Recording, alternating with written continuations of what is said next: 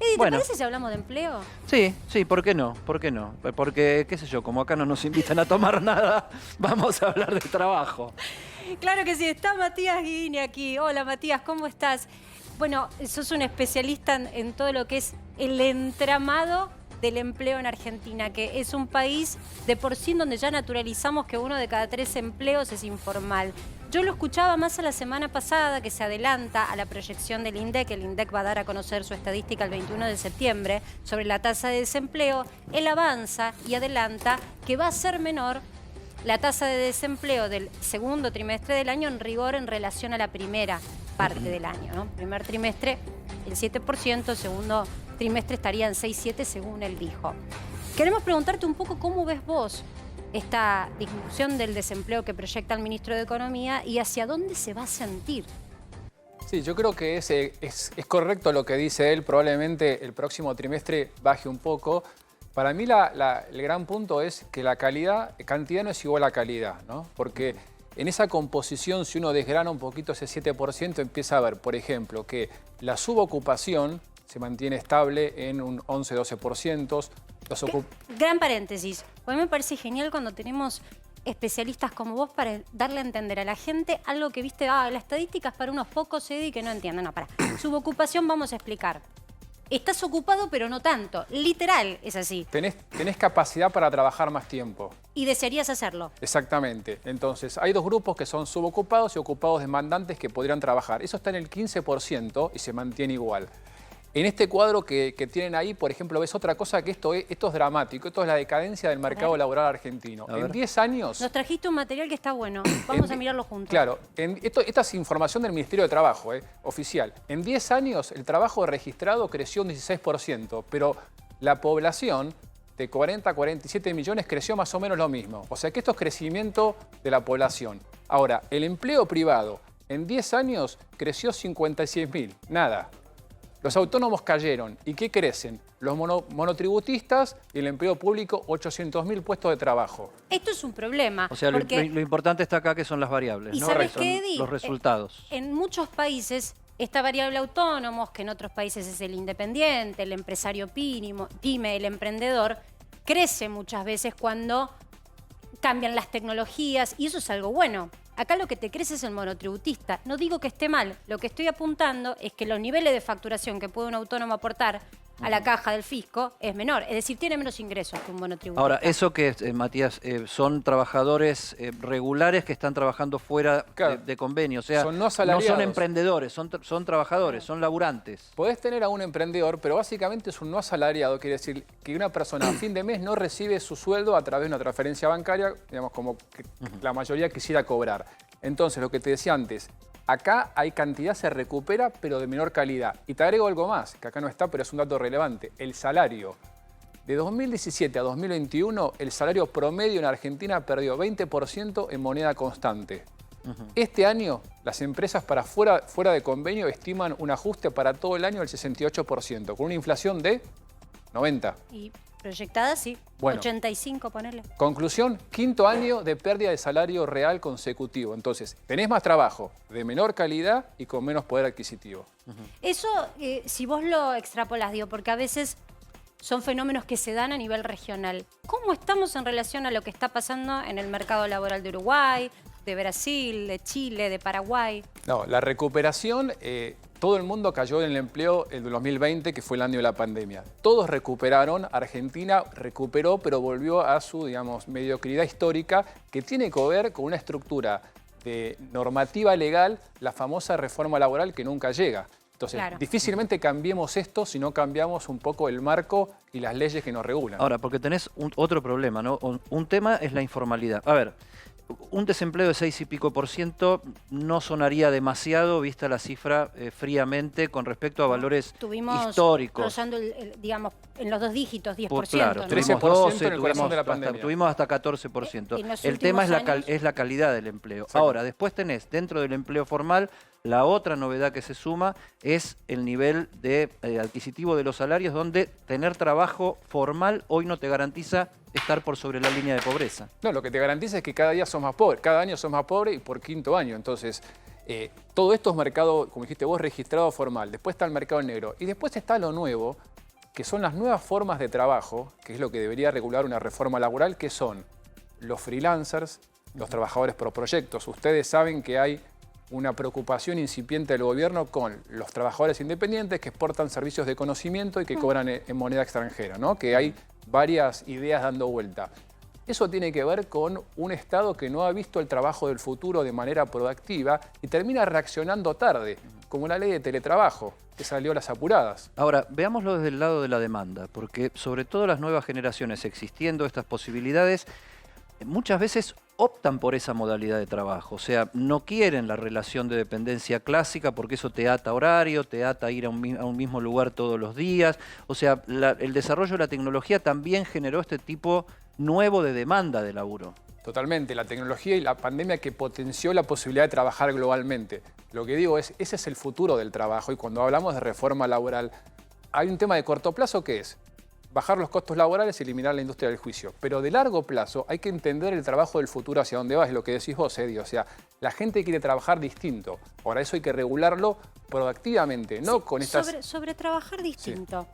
Sí. Me han dicho en distintas empresas, y se ve mucho en empresas multinacionales y grandes, que hay una franja de gente joven, estoy hablando de gente sub 50, joven profesional, es decir, arriba de los 30, con un buen desarrollo dentro de su currículum, que ya no está dispuesto a trabajar la misma cantidad que trabajaba en prepandemia in situ en oficina, que no quieren ese regreso presencial, Eddie, de lunes a viernes, las típicas 8/9 horas, ¿no? En el mundo corporativo, y sí hacerlo con el uso de su propio tiempo, desde la modalidad home office. ¿Cuánto de eso es factible en un país como el nuestro, en donde es cierto, el personal calificado hay que valorarlo mucho, pero falta empleo? Bueno, hay dos cosas. Hay gente que puede elegir y gente que no, porque si tu trabajo requiere presencialidad, una planta productiva, un restaurante, un hotel acá, estamos hablando del trabajo que se puede hacer remoto. A distancia. Ese trabajo, hoy el 88% trabaja de manera híbrida, es decir, parte en el hogar, parte en la oficina. Un poco y un poco. Sí, cuando le preguntás qué implica híbrido, el 67% son 2 o 3 días. Porque cuando vos haces doble clic decís, bueno, ¿cuántos días? Y otro punto importante, esos 2 o 3 días, ¿quién los define?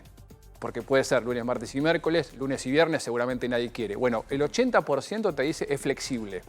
Entonces, es cierto que hoy la mayoría de las empresas van a un modelo híbrido donde la mayoría trabaja 2 o 3 días y esos 2 o 3 días se eligen de manera flexible a través del trabajador. Te hago una consulta. ¿Esto economiza los costos para las empresas? Mitos y verdades. Porque cuando vos tenés gente trabajando todo el día ahí, muchas veces tenés que tener un espacio para que compartan ese horario de almuerzo, o muchas empresas tienen que dar alguna suerte de facilidad de desayuno y demás. E incluso los gastos de movilidad, de viáticos. Mira, yo te diría que está repartido, porque suma y resta de cada lado. Hay compañías que han eliminado instalaciones porque que han achicado sus espacios de alquiler. Pero también tenés el otro lado de empezar a reconocer ciertos gastos de conectividad que antes no reconocías. Igual, la gran pregunta es la productividad. Es decir, ¿estoy generando los mismos resultados que generaba de manera presencial? Y ahí todavía yo te diría, el partido se está jugando. Acordate que en la pandemia no volvemos más, de repente se fue la pandemia, volvemos todos. Y ahora volvemos hay sectores que intuyen que sí, que son más permisivos en el tema del home office y otros que han ido haciendo volver al personal. Otro tema que tiene que ver con la modernidad y que ya empezó a llegar a empresas internacionales que tienen representación en nuestro país, tiene que ver con este tema de reducir la jornada a 4 días por semana. O sea, el viernes no se trabaja. ¿Esto es el futuro? ¿Las empresas lo están evaluando? ¿A qué nivel? Es el pasado. Primero, Argentina, antes que tener una jornada de 4 días, necesita hacer una reforma laboral. Esto como querer escalar el Aconcagua y todavía no diste 2 pasos. Dicho eso, hablar de 4 días sigue siendo hablar de tiempo que estoy en la oficina. Y lo que nos mostró la pandemia es que no importa el tiempo, importa lo que hagas. Entonces, el futuro del trabajo tiene que ver con hacer tu trabajo. No me digas dónde y cuándo. Decime qué tengo que hacer y lo tengo que lograr. Ahora, eso implica tener objetivos claros. Si yo como jefe te doy un trabajo que tenés que estar, no el viernes, sábado y domingo trabajando, vas a decir, bueno, esto es un chiste. Entonces, ¿qué es el futuro del trabajo? Decime qué tengo que hacer y yo después lo hago en el lugar y en el tiempo que, digamos, corresponda. Eso sería el futuro. Para mí, cuatro días a la semana puede ser algo que ayude, no para todos los trabajos, de vuelta porque a veces la presencialidad es necesaria, pero hablar en serio del futuro es hablar de trabajo por objetivos. Yo quiero preguntarte por el tema de los ingresos, voy a volver sobre esto. Si podemos por ahí, podemos poner algo en pantalla para mostrar. A veces las cifras del INDEC, Edi, porque hay que canalizar cada uno de los datos y volcarlos sobre una estadística oficial a nivel nacional, tarda un poquito más que las regionales. Y hay una regional que se usa mucho, que es la de la ciudad de Buenos Aires. Aclaro esto porque, por supuesto, que los costos de vida en una ciudad tan grande a veces son un poquito más altos que cuando traspasas a veces 10 o 15 kilómetros, te acercás más hacia el primero o segundo cordón del conurbano bonaerense. La estratificación de los ingresos familiares, es decir, ¿cuánto tiene que reunir una familia para ser considerada de clase media? La semana pasada te contamos el dato de INDEC de pobreza. Bueno, ahora vamos a la clase media, que es lo que origina la vida y la puja laboral en nuestro país. El grueso, históricamente, estuvo comandado por la clase media. Según la estadística del gobierno de la Ciudad de Buenos Aires, que a lo largo de los años ha mantenido una estadística que puede estudiarse en serie, para ser clase media, una familia necesitó en el mes de julio 173.917 pesos, es decir, casi 174.000 pesos entre jefa y jefe de hogar para llegar a lo que se considera clase media. Pero déjame apuntar algo que a mí me sorprendió mucho de esta estadística. Y lo digo con el absoluto respeto de quien nos mira y que tanto le cuesta llegar a fin de mes. Solo pienso en la estratificación de esta sociedad. Los sectores acomodados, comillas, acomodados porque así se denomina estadísticamente. O sea, cuando vos ya pasas la clase media, ya pasas a ser sector acomodado. Una familia, es decir, 2 personas, tienen que reunir entre sí 557.000 pesos en Argentina, 556.536 pesos. O sea, si sumo 250 de un lado y 250 del otro, que pueden ser 2 profesionales, ya son acomodados. Si yo lo dolarizo, estoy hablando de un ingreso por familia de prácticamente, a tipo de cambio contado con liqui, estoy hablando más o menos de $1.800. Es muy poco para ser, comillas, acomodado. Está todo tan, pero tan corrido para abajo que ya el acomodado o clase media alta, que a muchos no les gusta denominarlo así, por eso se denomina en la estadística clase acomodada, quedó muy bajo. Hoy un buen corporativo o un profesional de 37, 40 años, 45 años con un buen desarrollo debería tener este ingreso y no por eso es rico. Sí, esos son salarios, primero que hay que distinguir el bruto, el neto, ¿no? O sea, porque cuando uno trabaja en relación de dependencia, obviamente está en un modelo en blanco donde tenemos los descuentos, digamos, por ley y después tenemos ganancias, que todos saben lo atrasado que queda. Entonces, efectivamente, o sea, hoy con esa escala, los salarios en una organización son, digamos, de las gerencias altas hacia arriba, un poco lo que decís vos, o sea, son pocos los que pueden acceder en un trabajo en blanco, relación de dependencia, a esos salarios para recibirlo.